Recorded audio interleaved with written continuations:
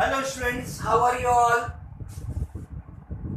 I'm sure you are all enjoying the videos, right? Last video what we discussed? We discussed about electric flux. We discussed about how to find electric flux, net electric flux through a sphere on the surface of a sphere having charge q inside, right? Actually, this is an indirect proof of what we call as Gauss law. So what we'll be discussing today is we'll be discussing Gauss law, right? What Gauss law says? Gauss law tells us that whenever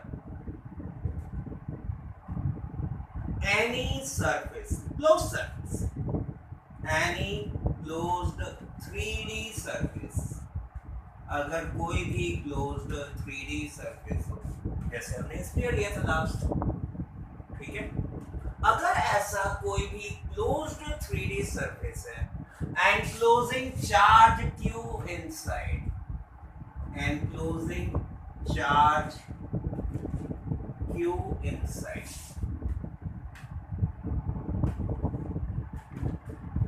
कहाँ होना चाहिए charge? Surface के अंदर, इस 3D surface के अंदर होना चाहिए चार्ज। मींस याद करो लास्ट वाला video, what we did previous video, एक स्फीयर, स्फीयर के सेंटर में रखा हुआ है चार्ज q एंड हमने क्या निकाला था? कितना इलेक्ट्रिक फ्लक्स आया था? q upon epsilon not, right?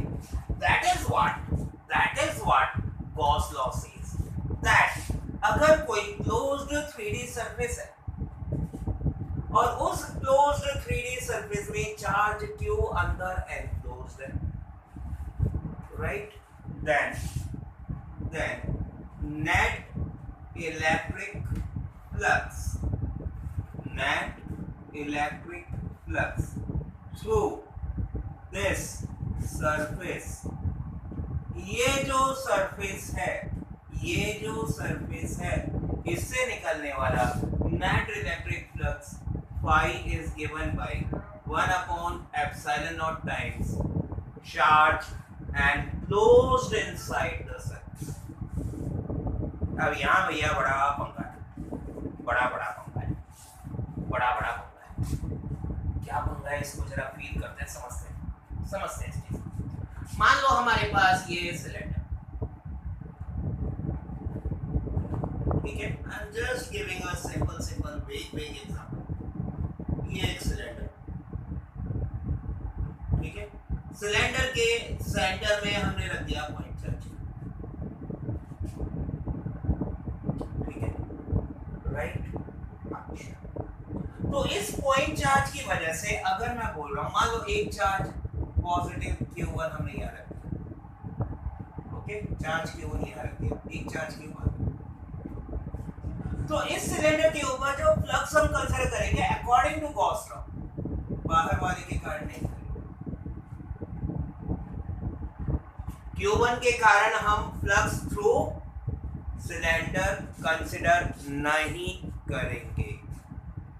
We'll consider electric flux only and only due to inside charge, the charge enclosed by the surface, the charge enclosed by the Gaussian surface, ठीक है, right? चलो फिर एक confusion develop होता है, वो भी मिटा देते हैं। हम लोगों ने लास्ट लेक्चर में क्या कहा था? हमने कहा था भाई d phi should be integral of surface E dot d। इसका अगर मैं छोटा सा एरिया दूं, उस छोटे से एरिया पे छोटा सा फ्लक्स अगर मुझे निकालना है तो मैं इसके सरफेस का पूरे का इंटीग्रल E डॉट dA करके निकालूंगा। वहां पे जो इलेक्ट्रिक फील्ड दिया जाएगा it will be due to Q and Q1। बस यहाँ आके हिंदुस्तान मात खा गया, यहाँ आके हिंदुस्तान मात खा जाता है। जो इलेक्ट्रिक फील्ड हम लेंगे वो तो हम सारे चार्जेस का लेंगे, इलेक्ट्रिक फील्ड तो हम सारे चार्जेस का लेंगे। E डॉट ds से अगर आप इलेक्ट्रिक फ्लक्स निकाल रहे हैं, आपने कहा था net electric flux phi d phi का इंटीग्रल होगा, और ये d फाई ओवर हम सरफेस निकालते हैं, ओवर द एरिया निकालते हैं, उसमें जो इलेक्ट्रिक फील्ड लेंगे वो सारे चार्जेस का होगा। It will B of all the charges, it will B of all the charges. Simple. ये बात जरा सा ध्यान में डालेंगे। ये अंतर क्यों आया? ये अंतर क्यों आया? अंतर इसलिए आया भैया बिकॉज यहाँ पे इसके कारण जो इलेक्ट्रिक फील्ड है बाहर वाले चार्ज की कारण, राइट, ये इलेक्ट्रिक फील्ड अगर मैं ये जो कर्व सरफेस है, सिर्फ कर्व सरफेस का एग्जांपल ले रहा हूं, कर्व सरफेस कैसा होगा? ये ऐसा होगा, it will be like this, ये कर्व सरफेस। अब इस कर्व सरफेस पे जस्ट इमेजिन हम एरिया वेक्टर कैसा लेते हैं? एरिया वेक्टर के लिए हमने क्या कहा था? डीए अलग अलग पॉइंट पे क्या होगा? इस वाले पॉइंट पे डीए मैंने यहां लिया, इट विल बी आउटवर्ड, इधर DA it will B outward. तो यहां अगर मैं छोटे छोटे डीए इसके कारण ले रहा हूं, बाहर वाले चार्ज के कारण छोटे डीए ले रहा हूं, तो डीए के डायरेक्शन दोनों अपोजिट है। ई डॉट डीए अगर मैं दो करस्पॉन्डिंग एरियाज, दो करस्पॉन्डिंग डीए लेता हूं, इनके कारण जो फ्लक्स बनेगा that will cancel out, become zero. इनके कारण जो फ्लक्स बनेगा इट विल बिकम जीरो। कारण क्योंकि यहाँ पे बाहर वाले चार्ज के कारण अगर हम फ्लक्स निकालने की कोशिश करते हैं हमारे सरफेस पे अलग अलग डायरेक्शन में, कॉम्प्लीमेंट्री डायरेक्शंस में, डायमेट्रिकली या रेडियली अपोजिट डायरेक्शंस में अगर हम एरिया वेक्टर लेते हैं, एरिया वेक्टर का डायरेक्शन अपोजिट आता है, और एरिया वेक्टर का डायरेक्शन अपोजिट होने के कारण इलेक्ट्रिक फील्ड तो सेम डायरेक्शन में, it is going like this, it is going like this, it is going like this, it is going like this, radially outward जाता है। ये इलेक्ट्रिक फील्ड का डायरेक्शन। तो यहाँ पे दो करस्पॉन्डिंग स्मॉल एरिया एलिमेंट्स अगर मैं दे रहा हूँ, इनके कारण जो इलेक्ट्रिक फ्लक्स आएगा that will be in opposite directions, and इन सब छोटे छोटे डीए का अगर मैं सब करूंगा बाहर वाले चार्ज के कारण जीरो आ जाएगा। But in this integral we have to include it, in this integral we have to include it, and applying Gauss law we have to take only the charge enclosed by the surface, right? We have to take the charge enclosed by the surface. तो क्या कहा Gauss law ने? एक बार वापस ध्यान कर लो। Whenever any closed three-dimensional surface is enclosing charge, ठीक है, और ये enclosed charge क्यों inside है? इस enclosed charge के कारण जो net electric flux बनेगा through this surface, this will be Q upon epsilon naught times Q upon epsilon naught, right? And of course this will be equal to surface integral E dot ये जो relation है बच्चों, ये जो relation है ये हमें मदद करती है बहुत सारे कॉम्प्लिकेटेड केसेस के अंदर इलेक्ट्रिक फील्ड निकालने। ये जो पर्टिकुलर रिलेशन है, ये रिलेशन हमें मदद करती है, it helps us in finding the electric field due to a charge in a Gaussian surface, enclosed by a Gaussian surface, sorry, in finding the electric field through the surface, right? How? Let us take applications. Let us take simple applications of Gauss law. यहाँ पे साथ में आप एक बात ध्यान रखना बच्चों, Gauss law is found to be correct. Gauss law is found to be correct, but it cannot be proven for a general case. Gauss law is found to be correct. It is found to be correct or to be applicable. It is found to be applicable in all known cases. In all known cases, but but, a big but, cannot be proved for any general case. It cannot be proved for any general case. ठीक है, इसीलिए थोड़ा सा मैं recap दे देता हूँ. Last video lecture में हम लोगों ने क्या कहा था? हमने कहा था ये एक स्फीयर, इस स्फीयर के सेंटर में रखा पॉइंट चार्ज पॉजिटिव क्यू दे दिया. ठीक है, इसके कारण जो सरफेस के ऊपर इलेक्ट्रिक फील्ड बना, हमने एक छोटा सा एरिया ले लेगा, छोटू सा एरिया, और इस छोटू से एरिया से इलेक्ट्रिक फील्ड और area vector d a area vector, हर छोटे छोटे चार्ज, हर छोटे छोटे सरफेस के एलिमेंट के लिए दे वर इन द सेम डायरेक्शन. हमने इसका सरफेस इंटीग्रल लेके और फिर निकाला था कि यहाँ पे जो नेट इलेक्ट्रिक फ्लक्स होगा that will be q upon epsilon. तो ये हमने एक तरह से एक पर्टिकुलर केस में, स्फीयर के केस में प्रूव किया. This we have proved only in case of sphere.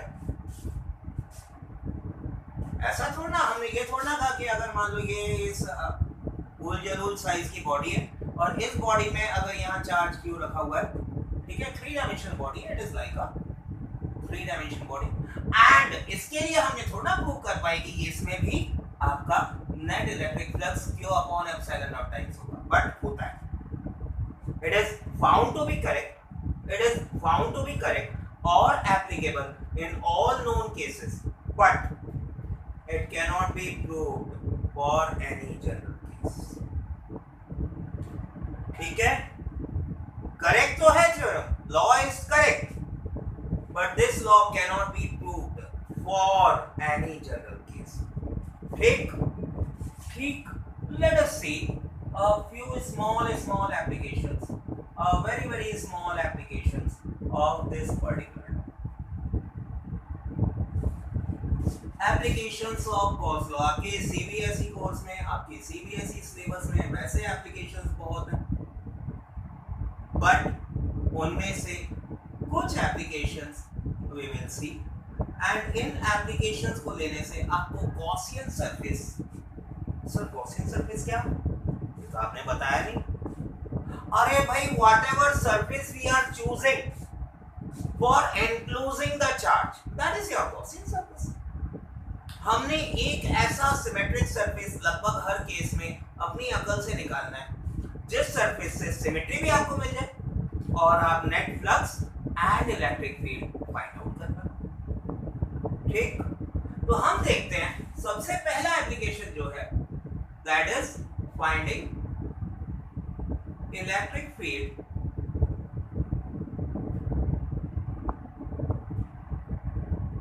due to a infinitely long uniformly charged wire. अगर हमारे पास बहुत ही लंबा, कितना लंबा, इनफाइनाइट लेंथ का, अगर हमारे पास इनफाइनाइट लेंथ का एक चार्ज वायर और इस इनफाइनाइट लेंथ के चार्ज वायर में, ठीक है, पूरी लेंथ में अगर इसकी पूरी लेंथ में चार्ज यूनिफॉर्मली डिस्ट्रीब्यूटेड, ठीक है, इसके ऊपर पूरे में यूनिफॉर्मली डिस्ट्रीब्यूटेड चार्ज, ये हमारा बहुत लंबा वायर है, इनफाइनाइट है, मैं इसको बोर्ड की लेंथ में नहीं दिखा पाऊंगा, तो मैं इसको फाइनाइट लेंथ का दिया हूँ ताकि एक बेसिक सा कंसेप्ट हमारी समझ में आ. ठीक है, राइट. हम क्या ले रहे हैं, एक इनफाइनाइटली लॉन्ग वायर ले रहे हैं. ये वायर ऊपर तक कहाँ तक जा रहा है मुझे नहीं मालूम, नीचे तक कहाँ तक जा रहा है, ठीक है, I don't know till what length it is going, but I know it has got a very large length, and because of this large length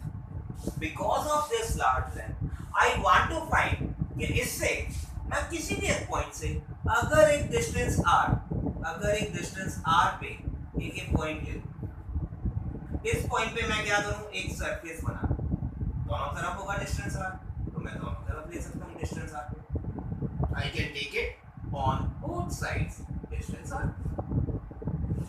ठीक है, अनइक्वल दिख रहा है, इक्वल करते हैं, right, it should B equal है, equal है, हाँ थोड़ा सा और ये, ठीक है।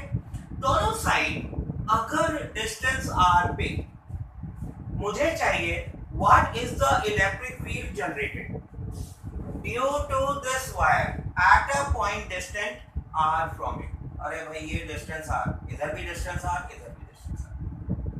अब ये जो दोनों पॉइंट है, ये जो दोनों पॉइंट है, क्योंकि मैंने दोनों साइड इक्वल डिस्टेंस लिया है, तो मुझे पहला आइडिया तो आता है कि भाई अगर मैं सिर्फ इस पॉइंट वायर के सिर्फ इस पॉइंट को कंसीडर करूं तो मुझे लेनी चाहिए एक डिस्क, तो मुझे लेनी चाहिए एक disc.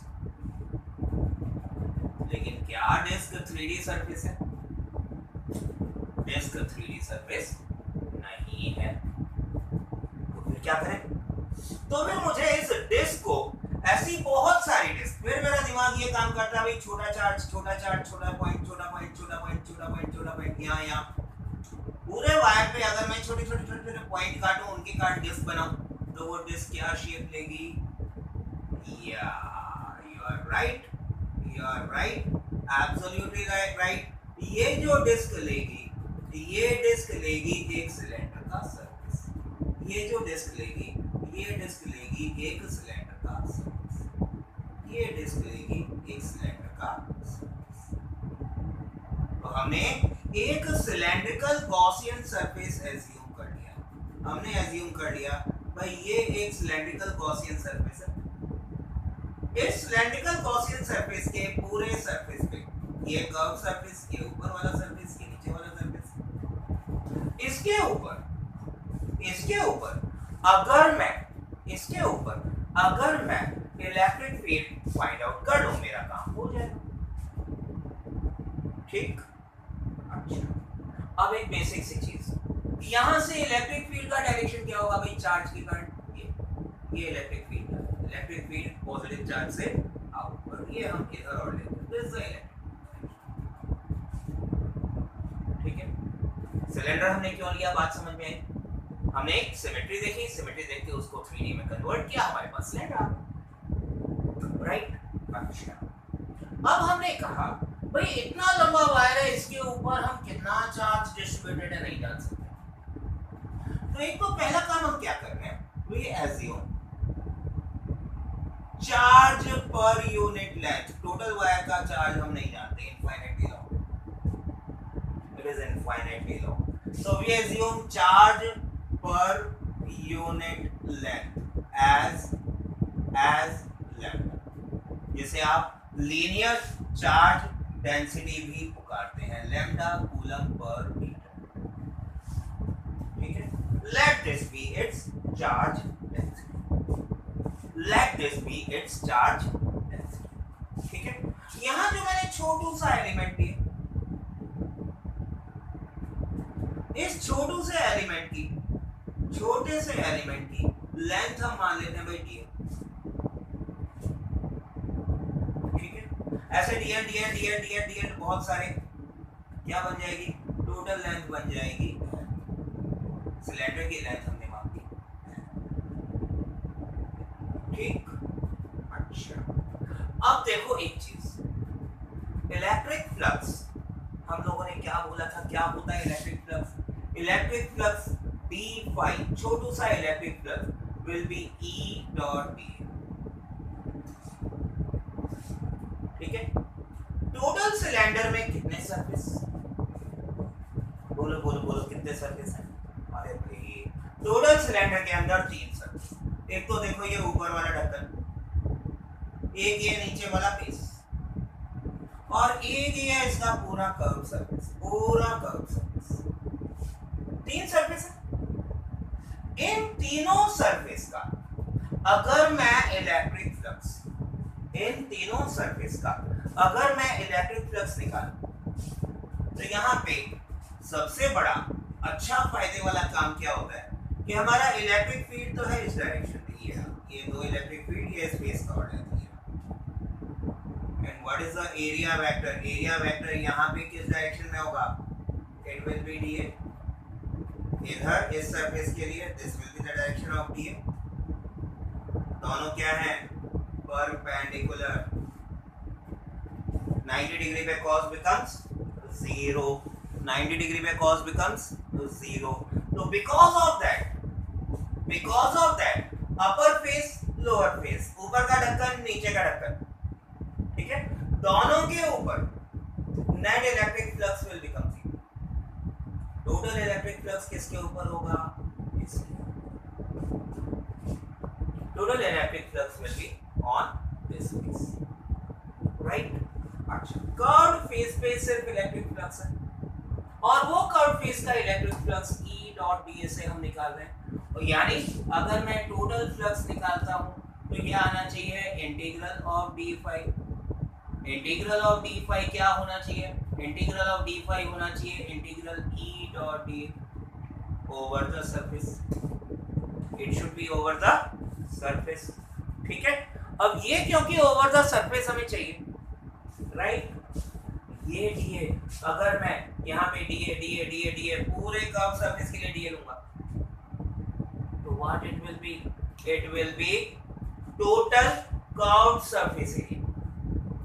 Integral dA will be total curve surface area. Electric field तो सेम डिस्टेंस पे इक्वल है, तो हम कह सकते हैं this will be equivalent to E into 2 pi r L। क्यों? 2 pi r into total length, 2 pi r into total length, ठीक। अच्छा भैया, इतनी बात हो गई। अब हमने कहा भाई यही फाई हमारे पास गॉस लॉ से, ये तो हमने E डॉट ds से निकाला। गॉस लॉ से क्या है? ये by Gauss law, by Gauss law, this phi should be q upon epsilon naught। लेकिन यहाँ चार्ज तो है ही नहीं, इतने लंबे वायर में, इस लेंथ L के वायर में चार्ज कितना होगा? उसके लिए भाई हमने क्या लिया था? Charge per unit length. तो ये q कितना होना चाहिए? लैम्डा चार्ज है यूनिट मीटर में, लैम्डा चार्ज है यूनिट मीटर में, L मीटर में कितना होगा? Lambda L upon epsilon not, upon epsilon not. That means हम अगर इस दोनों फाई को, फाई की एक वैल्यू और फाई की दूसरी वैल्यू, दोनों अगर मैं इक्वेट कर देता हूं तो हमारे पास क्या बनता है? Lambda L upon epsilon not is 2 pi r L into E। L पे चक्कू चल गए, ठीक है। E क्या आया हमारे पास? Electric field is lambda upon 2 pi r epsilon naught. This is the required formula for electric field at distance r from a uniformly charged infinitely long wire। infinitely long होना I'm sorry, infinitely long होना बहुत जरूरी है, right. तो पहला application Gauss law का हमारा यही खत्म होता है। इस पहले एप्लीकेशन में हम लोगों ने क्या लिया? हमने लिया भाई uniformly charged infinitely long wire, और इस infinitely charge long uniformly charge wire के कारण जो हमारा इलेक्ट्रिक फील्ड की वैल्यू है वो क्या है? Electric field E equals to lambda upon 2 pi r epsilon naught. 2 pi r क्या है? एक तरह से सरकमफेरेंस पूरी डिस्क का। तो हमने शुरुआत में यही तो बात की थी, हमने पहले एक डिस्क निकाली, लेकिन डिस्क क्योंकि 3D नहीं है, 3D में कन्वर्ट करने के लिए हमने इनफाइनाइट नंबर ऑफ डिस्क ली, और वो इनफाइनाइट नंबर ऑफ डिस्क लेके हमने इलेक्ट्रिक फील्ड सिलेंडर की सिमेट्री से निकाली। Are you clear about it? Right. So students, keep on studying, keep on enjoying the videos, keep at home, avoid corona infection, and all the very best.